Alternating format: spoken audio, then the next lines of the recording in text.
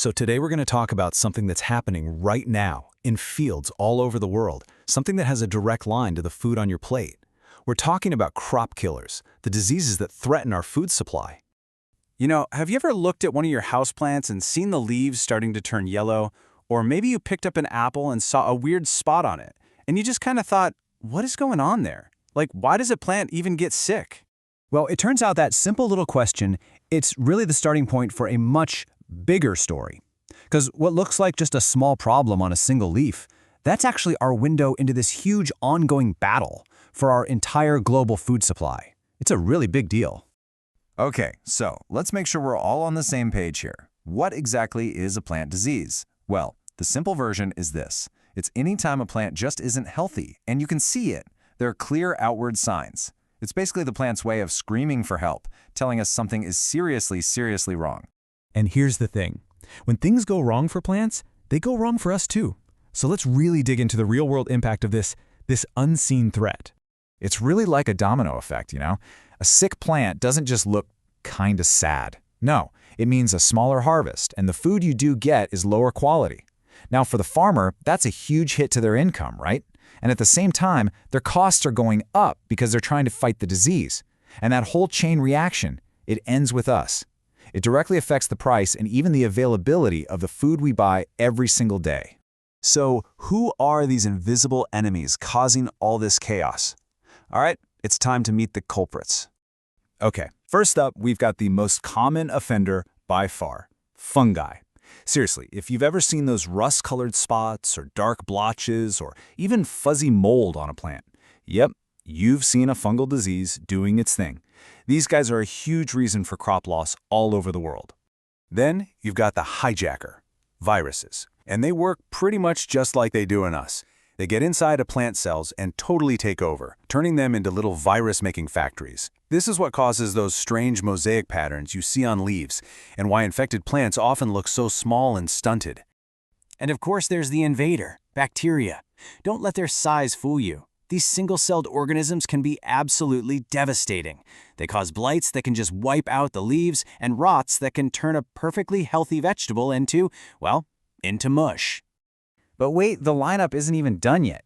We also have to deal with things like nematodes. These are microscopic worms that attack the roots. And even something as simple as nutrient deficiencies. Sometimes just not getting the right food can make a plant just as sick as a full-blown infection. All right, so that's the theory, the who's who of plant diseases. But let's get practical. Let's look at a couple of real-world case files to see how this stuff actually plays out on the front lines, in the fields. Okay, first up, cassava mosaic. So the cause here is a virus. And how does it get around? It hitches a ride on a tiny insect called a whitefly. Or it spreads when farmers unknowingly use infected cuttings to plant new crops. The big giveaway, the symptom you can't miss, is that classic mottled mosaic pattern on the leaves. And the defense? Well, you've got to plant varieties that are resistant to it. And if a plant does get infected, you have to pull it up and burn it. It's the only way to stop the spread. All right, next case file. And this is a totally different beast, cocoa black pod disease. This one's caused by a fungus. And get this, check out how it spreads. A simple splash of rain can carry it from one cocoa pod to another. And what does it do? It turns the source of our beloved chocolate into this rotten black mess. So the battle plan here has to be completely different. You're talking about physically removing any infected pods and spraying with fungicides to protect the rest. So we've seen insects, we've seen rain splash. These diseases are clearly experts at spreading. Which, leads to a really important question. What are all the different ways these infections travel? It's kind of scary how easily a disease can spread. Sometimes it's almost too simple. A single drop of rain can carry fungal spores. A farmer could use a tool that's contaminated and spread bacteria all over the field without even realizing it. The wind? That's basically a superhighway for pathogens. And of course, you've got those insect vectors, which are like tiny flying syringes, just injecting disease with every single bite. Okay, so you've got all these threats coming from every direction. It sounds pretty overwhelming, right? So how on earth do farmers fight back? Let's dive into the Farmer's Defense Playbook. The key thing to understand is that the strategy isn't just one magic bullet. It's about having 3 distinct lines of defense against these crop killers, and a lot of the time, you're using all 3 at once. The first, and you could argue it's the most important, is something called cultural control. Think of this as just smart, proactive farming. It's about preventing the disease before it even starts. So we're talking about things like rotating your crops so the bad guys can't build up in the soil year after year.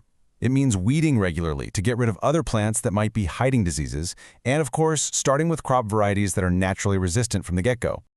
All right, the second line of defense is biological control. And honestly, this is pretty cool stuff. It's basically using nature to fight nature. The idea is to introduce a disease's natural enemies, like, say, a good fungus that actually eats the bad fungus. You're trying to restore balance and let the ecosystem itself do the heavy lifting. And that brings us to the third line, chemical control. Now, this is your most direct attack. This is when you're applying chemicals, like fungicides to kill fungi, or insecticides to get rid of those insect vectors we talked about. It's a really powerful tool, especially when an infection has already taken hold and you need to act fast. So, let's pull all that together. What's the playbook look like? Well, the best defense starts before you even put a seed in the ground. You got to choose resistant varieties and use clean, healthy seeds. After that, it's all about being vigilant, practicing good farm hygiene, yanking out and destroying any sick plants the moment you see them, and weeding constantly.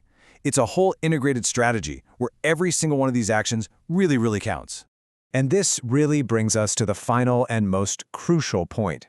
We know who the microscopic enemies are. We have this whole sophisticated playbook of defenses. We've got the science, we've got the strategies. So the really big question that's left is, with all of these tools at our disposal, can we actually build a more resilient food